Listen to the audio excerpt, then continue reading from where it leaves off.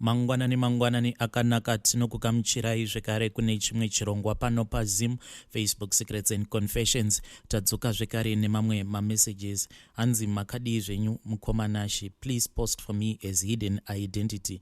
Ndine problem yangu yandinayo yandinetsa. Problem yangu yandinayo ndeyekuti ndinopota ndichimbozvimba mabhora angu kusika rudzi kwangu. Ndinogarawo ndichifollowa maprograms enyu. Mungakwanisawo here kuti munge muchindibatsira kana kunditsvakirawo mubatsiri angandibatsira. Kuhospital ndakatopiwa date raJune 25 uku mabhora ari kungokura. Ndatambura, please ndibatsireiwo. Vedare ndo message yandakatumidzirwa namukoma vedu. Hey, zvakangoma hazvo vedu we. Ndakabva ndaforwardira kuna Samaita. Regai vatanzwa voice note ratakatumidzirwa richibva kuna sekuru Samaita. Ndaida kuti uya nemabhora ngaambotenga fresh milk iri fresh chaichaire ine full cream yaya onwa kana 500 mils otiudza kuti chii chinenge chaitika. Ngaangonwa fresh milk 500 mils pane zvandiri kucheka paari. Vedare ndo message yandakatumidzirwa ichibva kuna Samaita. Regai tibva taenda panyedu inotevera. Hanzi, I am free now and my story goes like this. I am a woman who is aged 29. I have one kid and I am trying to work very hard. But zvakaoma bhuti, hazvisi kana kumbobuda. Kana ndikazamawo kutengesa handibhadharwe. Basa remumba macho handitombobhadharwe in time. Sometimes ndinogona kutoshanda for 2 up to 3 months pasina kana mari inenge ichimbobuda. Apa ndiri munyika yevatorwa. Everything needs money and I do all the bills on my own. Ndinotoshanda ndiine maplans angu ndichiti kuda kana ndikadai zvinhu zvichachinjawo life yangu, but nothing is coming out. Handichazivi kuti ndodii. Sometimes ndinogona kungopomerwa pabasa kuti ndaba, yet ndinenge ndisina kana chandinenge ndambotora. I don't even know what kind of bad luck is this. Ndinorwadziwa kana ndikatanga kufunga zvakanyanya maererano neupenyu kuti ndiri kumboenda kupi chaiko. Handisi kana kumboona kwandiri kuenda. My life haina kana direction. Ndine vanhu 3 vandakatengeserawo zvinhu zvangu zvandainge ndichitengesa, zvekuti ingadai mari iyoyo yabuda ndaitokwanisa kutotangawo business nemari iyoyo, but seems like mari yacho haitobudi anytime soon. I am really so stressed mukoma. Ndinodawo kubetserwawo. Kana paine vanokwanisa kundibetserawo just for free, Mwari vanokwanisa kuzokuitiraiwo zvakanaka. Secondly, my relationships.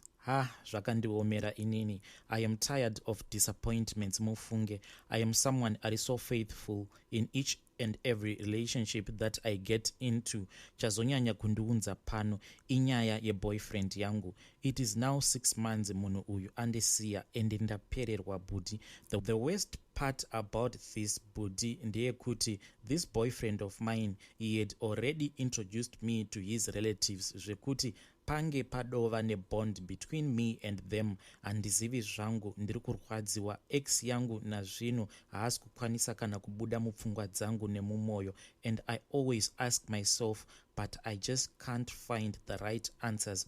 I don't regret anything pane zvatakaitirana during our relationship, but chandinongochema inguva yangu yaakanditambisira. Please ndinokumbirawo kuti mundisanganidzewo na anyone anokwanisa kundibatsira. Zvichida ndinokwanisawo kubatsirikana, cause kwese kwandiri kutsvaka rubatsiro kungava kuri kumaprofita. Vanoti iwewe uri mukadzi wechikwambo. Sometimes they said ndakagadzwa face yechembere, ndo zvinoita kuti ndipedzisire ndava kusemewa pazvose zvandinoita. Shuviro yangu ndinoda boyfriend yangu back, please. Ndiri kutadza kuita move on. Hama dzake vanhu vainge vatondishingisawo vachiti anodzoka. Zvino ndakangomirira. I still love him mufunge. Dai makwanisawo kundibatsirawo. Apa vanhu vane mari dzangu dai vakwanisawo kundibhadharawo nekubvisawo zviri pandiri ndikwanise kuyanana nemumwe wangu. Ndiyowo nyaya yangu budi, mazviita henyu. Vedare ndo message yandakatumidzirwa navanzvadzi vedu, ndokubva ndaitumidzira kuna Samaita. Regai tinzwe Samaita vachipatsanura nyaya yemwanasikana uyu. Uyu adangogezwa upiwa chenuro, upenyu hwake hutanga kufamba zvakanaka, asi anofanira kucherechedza kafambiro kaakaita kumashure. odzima mazita evose vakamuteera vanopota vachinongedzera gotsi rake kuti zvaanotaura apedzera ave neconfusion kuti apedzera akudzokera kumashure pachinhambwe chekuti aende mberi. Ndo zvega zviri kunetsa paari zvidika asi zvinhu zvakambonyanya kuoma. Vedare ndo WhatsApp voice note rakabva kuna sekuru Samaita. Regai tibva taenda panyedu inotevera. Makadi mukomanashi, ini ndiri raiti zvangu. Ndine confession yangu inonditirwadze mwoyo zvisingaiti. Mukomanashi ne friend yangu, best friend yangu. Yandakawirirana nayo kwemakore tichiri vasikana, tikaroorwa. Kaitawo mhuri yangu. Ndakaita mhuri yokutanga tichingowirirana, marriage yokutanga tichingowirirana. Tikabvawo kunyika yechizvarwa tikauya kunyika yavatorwa, tichingowirirana nefriend yangu iyoyo iye anga asati akaroorwa. Tikambozoita sekuti ndarasa manhamba ake, akanditsvaka kuFacebook tikaonana. Zvisinei hazvo marriage yangu yokutanga yakazoparara. Yaparara ndikambogara. Ndagara friend yangu ndachingori nayo. Ndikazopinda marriage yechituwo. Shamwari yangu ndichingori nayo. Dambudziko razovapo pafriend yangu iyi. Friend yangu yakazowana munhu ayaigarisana naye. Yagarisana nemurume uya vakane mwana vese. Vaita mwana wese handizivi madhira akazoita. Vaita madhira vakaita vakati pane zvinhu zvatinotengesa, mheno zvinhu zvimakatalysts here, zvimwe zvinhu zvotengeswa zvimapatsi zvemota zvinoitisa mari. Nangu handinyatsozviziva, handisati ndamboita hangu madhira acho. Saka adaro musikana uya vakatanga kuita madhira aya achiroredza kuti unotogara mumatownhouse. Agarawo kuratidza kuti zvinhu zvake zvasvimufaira. Olala ndo kwanga achingogara, agara mumalokesheni, ogara mumatownhouse, maestate. Zvadaro musikana uyoya akabva azouya kwandiri 2021 zvikanzi business rangu rava down, ndokumbirawo undibooste. Ndakambovhiringidzwa namapurisa, zvinhu zvakanga zvisina kumira zvakanaka. Ndikati alright, rega ndokuitire plan. Ndobva vauya kwandiri, ndakatanga kumpa mari yangu inini. Ndapa mari yangu inini yanga ichivolta 2.5. Ndamba 2.5. Akati ndozokupa sawe, ndozokupa mari yako. Zvakanaka zvikadi. Ndobva azokwereta futi hanzvadzi yangu 1000. Due date rava vakapanana rikasvika rikadarika. Ndichibva ndamushanyira akanditi ndokumbira undibhadharirewo mari kuhanzvadzi yako, zvinhu zvanga zvisati zvabatana. Ndozokudzorera mari yako pamwe chete neyawakandipa iyayi. Panapa ndokuri ne400. Anga ne 300. Ndobva ndamupa ndabhadhara 700. Ndikawedzera kaita 1000 ndikapa hanzvadzi yangu. Zvadaro ndobva azouya kwandiri zvikanzi ndaita dhiri rine mari isingaiti. Pane munhu wati une zvimapatsi zviya zvakawanda zvinotori nemari kwayo, ndichingozvitora zvimapatsi izvozvo. Ndobva ndatozvinisa kumaketi, ndichingobva kumaketi ndotouya ndichikudzorera mari yako, ndokumbirawo nditsvakire mari. Ndikati zviri kuda mari yakawanda sei? Zvikanzi zvimapatsi acho ari kutoda 20,000. Ndikati 20,000 handingaite se handingaiwane. Chingonditsvakirawo chero kana una namashonisa vaunoziva nditsvakirewo.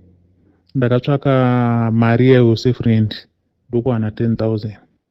Ndawana 10,000 ndobva ramba chipa pressure kuti tsvaka futi imwe mari.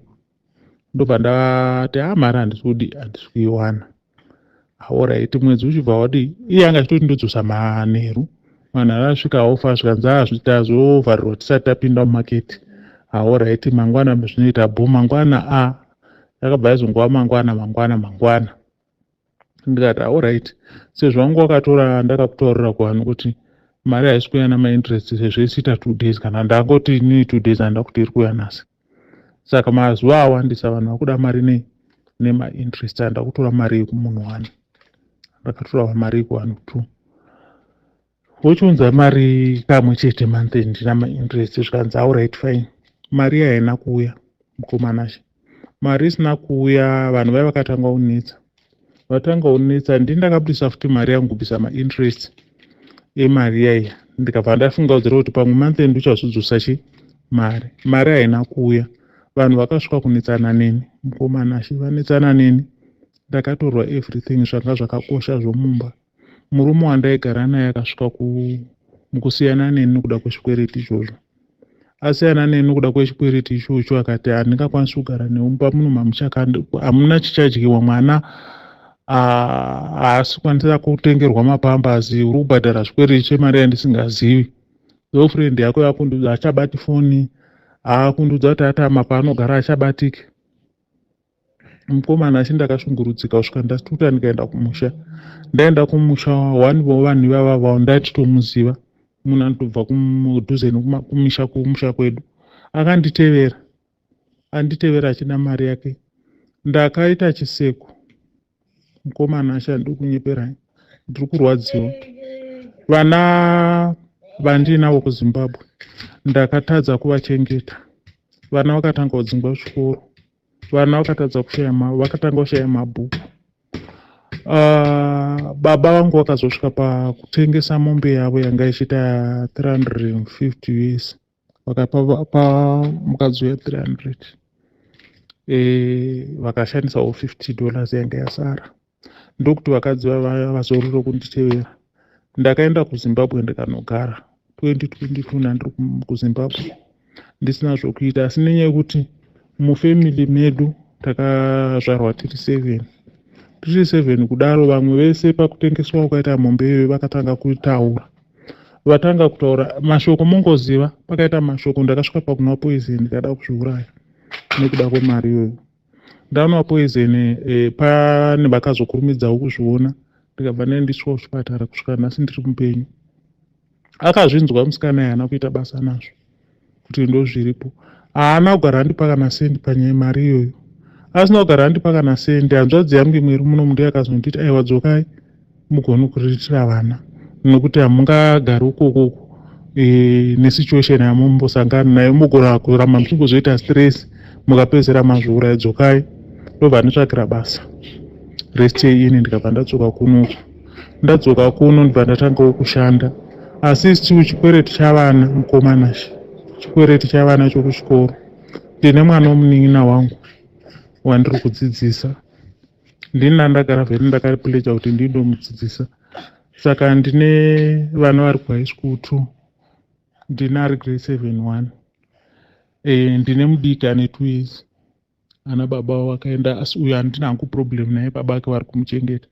But ava vamwe ava baba takabva tangosiyana munhu wokumusha anga akatoroora, like tata akatoroora nakumusha zvakanaka, tikabva kumusha zvakatonaka tiuya kuno kubati akangonakirwawo nejoni, akaroorwawo muno mujoni, ari kungofambawo asi kuchengeta vana handisi kushata kukwanisa kubhadhara school fees kuti ndibate target ndakadzokera ari kumashure. Vana izvezvi vane chikwereti, gore nhasi handabhadhara school fees yevana. Saka zvinhu zviri kundirwadza mukomanashe, ndiri kurwadziwa kusvika pokupedzisira. Sori zvenyu mukomanashe, ndinotaura ndichiti nonokei. Kana muchikwanisa kuzotaipawo voice note yangu muchitaura imimi muchiita fast, zvese zvinenge zviri right. Handigoni kutaura fast hysteric, ndinotaura ndinokakama, ndinononoka kutaura, but ndiri kutombozama kuti nditaurewo ndichiita fast. I remember ndakambobva kutumira imwe voice note yangu, pakaita mamwe macomments aiti ndiri slow kutaura, ndo matauriro andinoitawo. Saka mukomanashe ndiri kurwadziwa. Munhu iye arimo ari kutofara nemhuri yake vachitya vachiguta, but inini mhuri yangu iri kushungurudzika, iri kutambura. Mumba medu takazvarwa tiri 7 sezvanambotaura. Ndini ndandiri breadwinner, ndandichitochengeta vabereki navana. Saka izvezvi zviri kundiremera, zvakutondiremera kuti nditi kuchengeta vabereki, kuzvichengeta inini nevana, nemadzokerera ndakaita kumashure. Ndanine stendi yandakatotenga ndavaka kusvika paundo level, handichaikwanisi. handichatombokwanisi kuvaka imba iyoyo. Zvinhu zvangu zvinji zvakadzokera kumashure nokuda kwomunhu. Saka ndiri kutochemawo emhuri yeZimbabwe kuti ndibatsireiwo. Kana pana anogona kugadzira munhu, kana anokwana kugadzira kuti munhu iye adzose mari yangu, andidzoserewo mari yangu, ndinokumbirawo. Handina hangu chandinacho, asi kana mari iyoyo ikadzoka ndinobhadhara hangu. Mari iyoyo kana yangodzoka ndinobhadhara. Kana kuri kuti vanogona kugadzira kuti munhu iye auye tichisangana chero pamunhu unenge andigadzirira iyeye, tichibhadharana naipapa achindipa mari yangu. Kana kuri kuti chero anopengesa kuti munhu iye auye vamugadziri, handichina basa nazvo. Chandiri kuda imari yangu, ndiri kuda mari yangu. Ndaitiwo ndiri kubatsirawo shamwari, handida kuziva kuti ndiri kutouraya upenyu hwangu, ndiri kutozviuraya. Mukomana chinanhasi, handite chishuro chokutoti mombe yakatengeswa nababa vangu ndikwanisewo kuibhadhara, nditenge mombe iyoyo ndidzorere, nokuti anotori mashoko anongoramba achitaurwa navamwe vana kuti wai ndakaita zvikwereti zvangu zvakazopinza vabereki mukati vachidzosera vabereki kumashure, though vane zvirwerewo zvavo zvavanazvo zvinotoda rubatsiro kubva kwatiri, but havakana kukwanisa kuti atengesa mombe kuti vanozvirapisa, asi vakatengesa kuti vabatsirewo zvikwereti zvako, mombe dzitori shoma mudanga. Saka mukomanasha, ndiyo confession yandinawo. Handizivi samaitaka vachikwanisawo kundibatsira paproblemu yandinayo, vandibatsirewo. Ndiri kurwadziwa mukomanasha. Imari yakawandisa yandakaluza mari yakawandisa.